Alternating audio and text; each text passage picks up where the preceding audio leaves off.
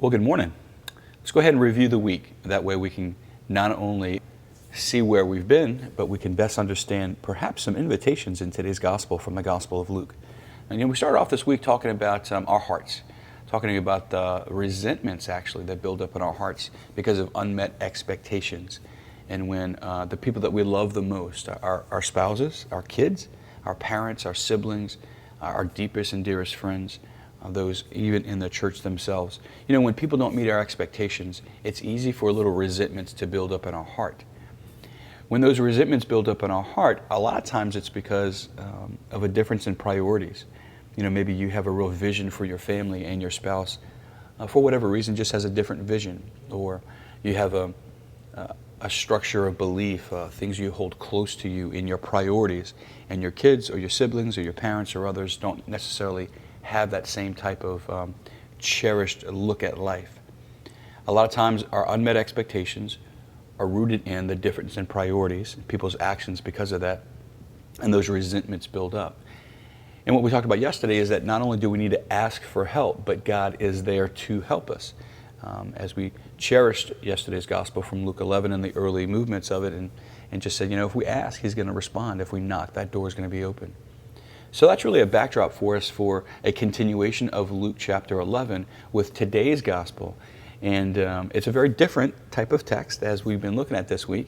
Certainly Luke chapter 10 and the early movements of 11 talk a lot about prayer. And then all of a sudden there's this conversation about Jesus driving out demons and a description of the enemy of our human nature and some of the challenges that we face in our life. And I bet one of the things that really struck me from today's gospel, if you look at it, is just this whole thing about division. How can the enemy's house stand if it's divided? How can his kingdom stand if it's divided? And other nuances about division connected to the enemy. And gosh, I think that's one of the tactics of the enemy is division. That whole quote, divide and conquer. And a lot of times we're going to face temptations to hold things that are close to our heart. Instead of bringing them to the light, instead of moving on to them, we kind of hold them in secret. We just kind of keep them in the quiet. And there causes division in our relationships with those that we love the most. Maybe there's a little distance between you and your spouse, and it's actually, we want to name it as division today, perhaps. And maybe it's coming out of difference in priorities and unmet expectations and a little quiet resentment, and that resentment has moved into some division. Or you can apply that same dynamic to the other relationships in our life, especially those that we hold closest to us. So one of the things I'd like to share with you is some of the wisdom from St. Ignatius of Loyola, as he maybe gives us not the total blueprint for how to deal with divisions and resentments in our heart, but a great encouragement. In his 13th rule, for the rules for discernment of spirits, he reminds us that we should bring things into the light. We should not hold things close to our heart in secret or in the quiet. And what he says is that whenever there's something in secret and it's revealed, and I want to quote specifically, he says, to some wise person or one's good confessor, somebody who understands the spiritual life. When we have somebody in our life, a wise person, somebody who's just been through life, somebody who understands the spiritual life, a good confessor, when we bring things out of the dark into the light, then it loses power over us and we have greater freedom in our life.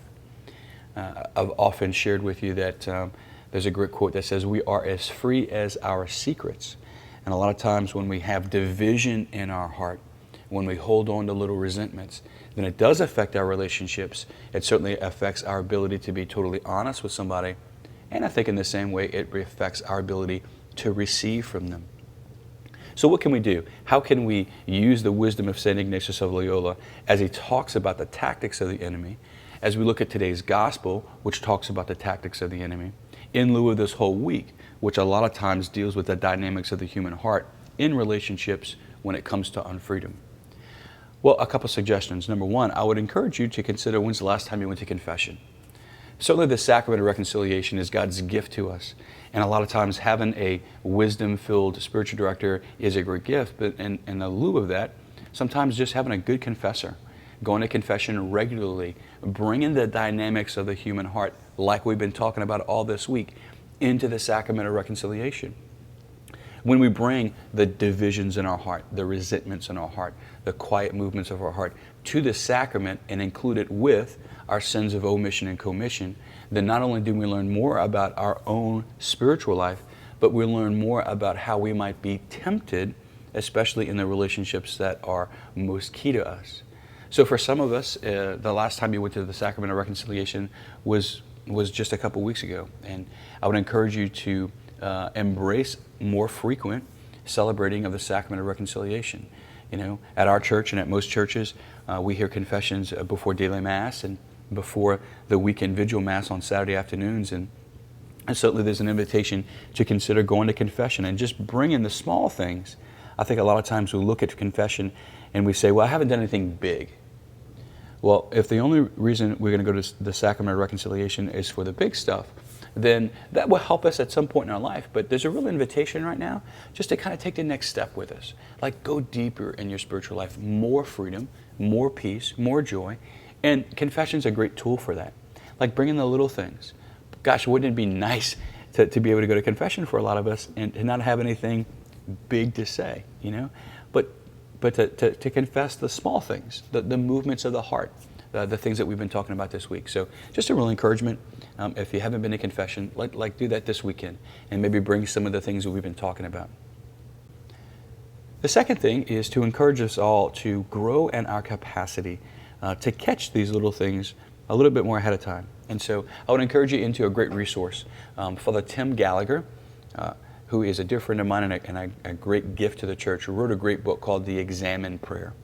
And I think if we know how to pray the Examen Prayer and we learn more about it, then it will also help us grow in our life, grow in our capacity to catch the movements of the heart. And I think it will help us grow in holiness. So the second recommendation that accompanies the sacrament of reconciliation is to get Father Tim's book. It's called The Examen Prayer, and the last name is Gallagher. And if you get that book and learn how to pray the Examen Prayer, then it will help us in our spiritual life. So be not afraid. Let's open up our hearts. Let's take everything out of the dark and bring it into the light. Have a great weekend, and may God bless you.